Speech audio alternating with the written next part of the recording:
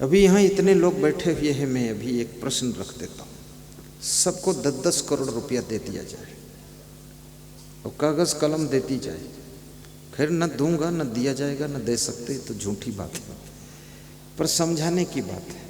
देंगे भी तो कहाँ से देंगे। लेकिन यदि शब्द लगा हुआ है, यदि दे दिया जाए 10-10 करोड़ और कागज कलम दे दिया जाए और 10 मिनट का टाइम दे दिया जाए कि 10 मिनट में ये लिखो कि 10 करोड़ कहाँ खर्च करोगे। कमाना नहीं है 10 करोड़, कहाँ से कमाओगे वो तो खैर बस की बात ही नहीं है, लेकिन ये खर्च कहाँ करोगे वो बताओ। ये इतने लोग बैठे हैं, ये इतने प्रकार से लिखेंगे।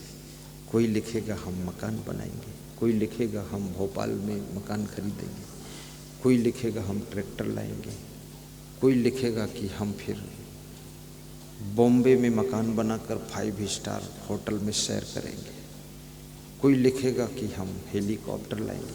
लेकिन तुम हेलीकॉप्टर तो लाओगे, पर हेलीकॉप्टर से जाओगे कहाँ ये भी बताओ फिर। तो ये मूर्खता है कि नहीं है। 10 करोड़ तो हेलीकॉप्टर खरीद लाए, 10 करोड़ का हेलीकॉप्टर आ जाएगा, लेकिन जाओगे कहाँ चंदूलाल ये तो बताओ। कहाँ जाओगे, कौन तुमको बुला रहा है। आखिर तुमने पैसा गलत खर्च किया कि नहीं। तो जब पैसा खर्च करने की भी बुद्धि नहीं है तो उद्योगपति बनने की कहाँ कल्पना कर रहा है। अभी मुकेश अंबानी, रतन टाटा, इनकी पूरी संपत्ति, इनका मालिकाना इसमें से किसी एक व्यक्ति को दे दिया जाए या मुझे दे दिया जाए, तो मेरे पास तो इतनी बुद्धि नहीं है कि मैं उस उद्योग को चला सकूं। और इसमें इतने लोग बैठे, इनके पास तो बिल्कुल 100% बुद्धि नहीं जो उसको चला सकें। एक दिन में पूरा वो धंधा चौपट होगा, ये पीटे भी जाएंगे और जेल भी जाएंगे, सब नरक हो जाएगा। हाँ, सब दशा खराब हो जाएगी। 4 भैंस को तो मैनेजमेंट नहीं कर पाते हो, एक दुकान का तो मैनेजमेंट तुम्हारा डामाडोल है, घर के 4 सदस्यों को तो संभाल नहीं पाते हो। रतन टाटा की सॉफ्टवेयर की कंपनी बेंगलोर में है, 2 कंपनी, 8 लाख लोग उसमें सर्विस करते हैं। 8 लाख। तुमसे 8 कर्मचारियों से भी काम नहीं ले पाओगे। वो 8 कर्मचारी मिलके तुम्हारे यहाँ चोरी कर लेंगे, तुम्हारी दुकान बैठ जाएगी, तुम्हारा बिजनेस चौपट कर देंगे। वो 8 लाख लोगों को सर्विस दिया है बेंगलोर में, मैं देख कर आया हूँ, कहीं सुनी बात नहीं। तो सोचिए उनके पास माइंड कितना है, बुद्धि कितनी है, लगन कितनी है, मेहनत कितनी किया है। तो उन्हें हमें धन्यवाद देना चाहिए कि हमारे देश का कोई व्यक्ति इतना बड़ा काम कर रहा है। कम से कम हम भैंस नहीं पाल सकते, लेकिन भैंस का दूध आधा किलो खरीद कर हम चाय बनाकर पीते हैं, तो भैंस पालने वाले को धन्यवाद देना चाहिए कि गोबर तो तू उठाता है, दूध मैं आधा लीटर पीता हूँ, धन्यवाद है तुझे। अब भैंस पालने वाले की निंदा करो, बुराई करो, तो वो भी भैंस पालना नहीं बंद कर देगा, तो फिर तुम दूध कहाँ से लाओगे, तुमसे दूध निकलेगा। ये इतने बड़े बड़े काम हर आदमी के बस के नहीं। आपके घर में भी कोई एक आदमी ऐसा है, महिला हो या पुरुष हो, जो बहुत बुद्धिमान है, और उस बुद्धिमान के कारण घर का विकास हो रहा है। इस बात पे गौर करना। चाहे तुम्हारा बेटा हो या तुम्हारी बहू हो या तुम्हारी माँ हो या तुम्हारे पिताजी हो या XYZ कोई हो, तुम्हारा पति हो, घर के सभी लोग काम तो करते हैं, ऐसा नहीं काम नहीं करते। घर के सब लोग जीरो काम करते हैं, धन्यवाद के पात्र हैं। लेकिन कोई एक व्यक्ति ऐसा है जो मास्टर माइंड है, बात पर गौर करना, मास्टर माइंड। अब उस मास्टर माइंड का डिसीजन, उस मास्टर माइंड का एक्शन, सिलेक्शन, करेक्शन, डायरेक्शन तुम्हारे जीवन में बहुत सुंदर रिजल्ट ला रहा है।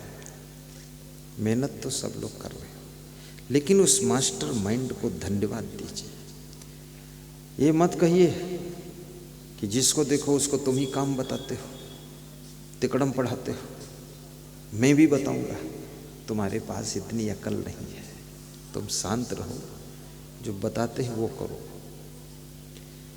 सारा खेल मास्टर माइंड का होता है, और मास्टर माइंड को यदि तुमने तंग कर दिया, परेशान कर दिया, दुखी कर दिया, उलझा दिया, तो तुम कितनी मेहनत कर लो, तुम्हारा विकास रुक जाएगा, उन्नति रुक जाएगी, घर की व्यवस्था बिगड़ जाएगी। इसलिए मास्टर माइंड को कृपया संभाल कर रखिए, उससे तर्क वितर्क मत करिए, बकवास मत कीजिए, झंझट मत कीजिए। धन्यवाद दीजिए कि आपकी वजह से ये विकास हो रहा है, उसका दिल भर जाएगा। जैसे पांडवों में कौन मास्टर माइंड था बताइए? क्या युधिष्ठिर मास्टर माइंड था? बिल्कुल नहीं। क्या नकुल मास्टर माइंड था? कतई नहीं। क्या वो भीम मास्टर माइंड था? वो तो भैंसा माइंड था, मास्टर माइंड, बुद्धि नहीं। उसकी वजह से ही ज़्यादा ये महाभारत हुआ है, हर जगह उदंडता किया उसने। क्या वो सहदेव था मास्टर माइंड? सहदेव भी नंबर 2 पर था। मास्टर माइंड यदि कोई था तो केवल अर्जुन था, वो एक ही।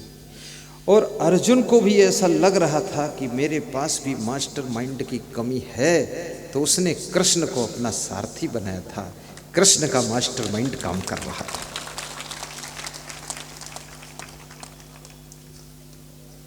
और कृष्ण ने अर्जुन से एक दिन कहा, अर्जुन आज तुम युद्ध करने नहीं जाओगे। तो अर्जुन ने कहा, जैसी आज्ञा भगवान, मैं नहीं जाऊंगा।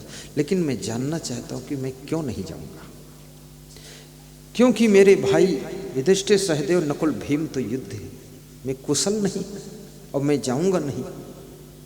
तो ये जो महाभारत युद्ध प्रारंभ हो चुका है, इसमें लड़ेगा कौन? बोले कि आज तुम सेनापति भी नहीं बनोगे और जाओगे भी नहीं, वहां रण मैदान में जाना नहीं। बोले क्यों? बोले आज उधर से कर्ण सेनापति बनकर आ रहा है, वो सिर्फ और सिर्फ तुमको मारने के लिए आ रहा है, और उसके पास में ऐसा बाण है कि अगर तुम सामने पहुंच गए तो तुम मरोगे, निश्चित मरोगे, मैं भी नहीं बचा पाऊंगा, इसलिए तुम जाओ ही मत। बोले फिर कौन जाएगा? बोले किसी दूसरे को सेनापति बना देते हैं। तो शंख को सेनापति बनाकर भेजा। शंख ने बहुत लड़ाई किया, और इतना शंख ने मारा है दुर्योधन को, तो दुर्योधन जोर से चिल्लाया और कर्ण को डांटा कि जब हमको मार डालेगा तब तो शक्ति बाण छोड़ेगा। बोले मत शक्ति बाण छुड़वाओ, मेरा असली दुश्मन आया नहीं है अर्जुन। तो बोले दुश्मन छोड़ो, ये तो आज ही निपटा देगा, इतनी मार कर रहा है, इसको मार दो। तो जो शक्ति बाण मारना था अर्जुन के ऊपर, वो उसके ऊपर चला दिया, वो तुरंत मर गया। दूसरे दिन कृष्ण ने कहा, अर्जुन आज तुम युद्ध करने जाओगे, क्योंकि ये वो बाण कर्ण के पास नहीं है जिससे तुमको मार सके, आज तुम उसको मार सकते हो।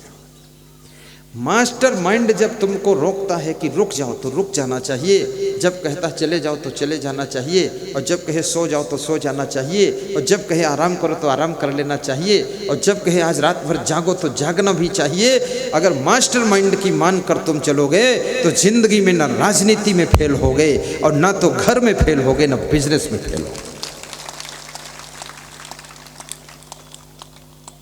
और ये भी याद रखना, बाबा जी खुश हैं आप?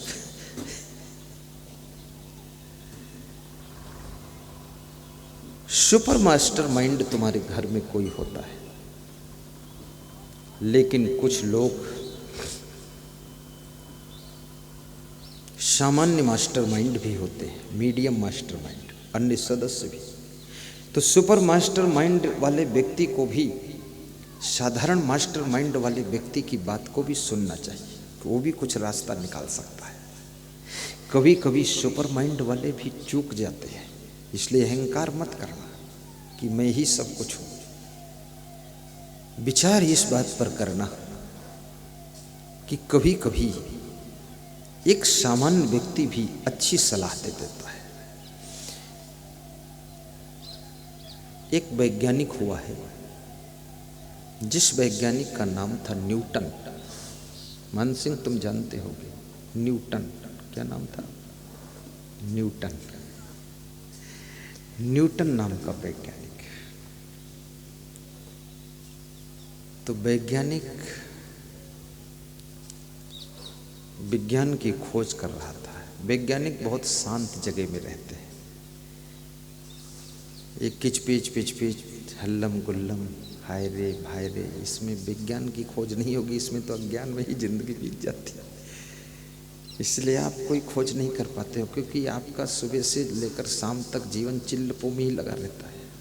सब हा हो में बैठे रहो, बस बात खत्म, शाम हो गई।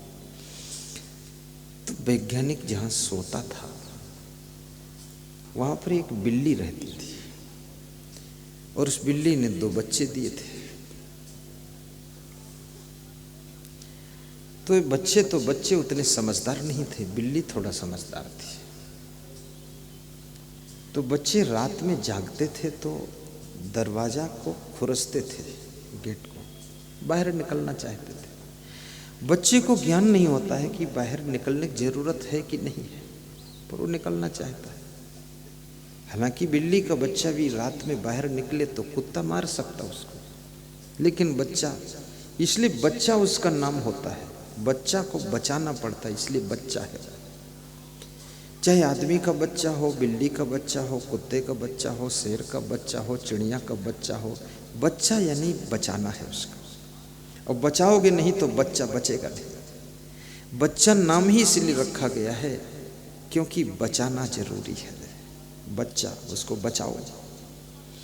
इसलिए जिन महिलाओं के बच्चे हैं वे किचन में रोटी बनाती हैं, लेकिन एक नज़र बच्चे पर रखती है, किधर जा रहा है, कहीं नाले में न गिर जाए, बाल्टी में न कूद जाए। बच्चे को ज्ञान नहीं। और कितने लोग जवान हो जाते हैं लेकिन बच्चे जैसी उनकी आदतें छूटती नहीं, उनको जवानी में भी बचाना पड़ता है। कहीं ये बुराई न सीख लें, कहीं उधर गलत काम करके ना जाएं, उनको जवानी में भी बचाना पड़ता है।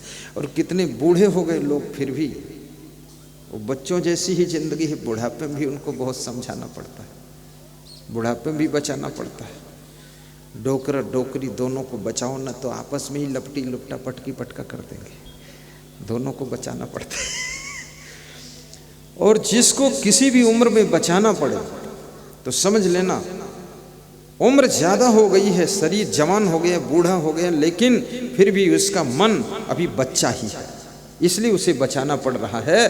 अगर बचपन में भी तुमको बचाना नहीं पड़ रहा, समझदारी आ गई है, तो शरीर तो बचपन में है लेकिन आपका अनुभव जवान हो चुका है, आपका अनुभव जवान हो चुका है। कितने लोग ऐसे हैं जो बचपन से ही बहुत सावधान होते हैं। कितने बेटे तो अपने बाप को बचाते हैं, बाप को समझाते रहते हैं, पिताजी तुम तिकड़म में मत फंसा करो, पिताजी तुम शराब मत पिया करो, पिताजी तंबाकू मत खाया करो। अब ये पिता, वास्तव में पिता जो पीता है वो बच्चा है, और बच्चा जो बच्चा है ये जवान है। पिता भी बच्चा ही बना है, क्योंकि बच्चा जिसको समझाए वो बाप फिर बच्चा ही समझो। इसलिए स्वयं समझदार बनिए, गलतियां ज़्यादा मत कीजिए, कभी कभी गलती हो जाए तो सुधार कीजिए, क्योंकि बार बार गलती करने से मनोबल कमज़ोर हो जाता है, अधिक गलती करने से बुद्धि का स्मरण कम हो जाता है। हमेशा गलती करने से आपको अपमान का दुख बहुत होता है, और गलती करने से आपका नुकसान भी बहुत होता है। इसलिए गलतियों से अपने आप को बचाइए। गलतियां बहुत प्रकार की होती हैं। मेरा अवगुण भरा शरीर प्रभु कैसे तारोगे, बड़ी मजेदार बात है। साहेब कहते हैं कि मेरा अवगुण भरा शरीर प्रभु कैसे तारोगे। इस शरीर में अवगुण ही अवगुण है, कैसे तारोगे बताओ। मेरा अवगुण भरा शरीर प्रभु कैसे तारोगे। बोलो, मोबाइल बंद कर लीजिए कृपया, सभी से निवेदन है, मोबाइल बंद रखें, बात ना करें। श्रीमान जी को समझा दो। मोबाइल बंद करो या तो उठ के चले जाओ उधर बाहर, अनुशासन का पालन करो, नियम के अंदर रहो, मोबाइल बात मत करो, सब संभल जाएगा। ये कोई ऐसे सब चलता रहता है। मैं तो 2-2 दिन मोबाइल उठाता ही नहीं हूँ और इतना डबल विकास होता जा रहा, कुछ था नहीं। और ज़्यादा मोबाइल कान में रखूँ तो पता चला माइंड ही फेल हो गया, प्रवचन खत्म। कुछ नहीं, आनंद मंगल है। मेरा अवगुण भरा शरीर प्रभु कैसे तारोगे। गाइए ना, दोहराइए, ताली बजा कर गाइए, भाव से गाइए, मुस्कुरा कर गाइए। ये पंक्तियां कोई गाने को तैयार नहीं। कौन स्वीकार करे मेरा अवगुण भरा शरीर। भले ही वास्तव में भरा है, पर भरा है तो भरा है, पर क्यों स्वीकारूं, भरा है। थोड़ा थोड़ा महिलाएं तो स्वीकार कर रही, पर पुरुष तो गा ही नहीं रहे कि भरा हो चाहे खाली हो, लेकिन गाऊंगा नहीं, मंजूर नहीं करूंगा। गाइए हिम्मत से। मेरा अवगुण भरा शरीर प्रभु कैसे तारोगे। मेरा अवगुण भरा शरीर प्रभु कैसे तारोगे। प्रभु कैसे तारोगे, प्रभु कैसे तारोगे, प्रभु कैसे तारोगे, प्रभु कैसे तारोगे। मेरा अवगुण भरा शरीर प्रभु कैसे तारोगे। मेरा अवगुण भरा शरीर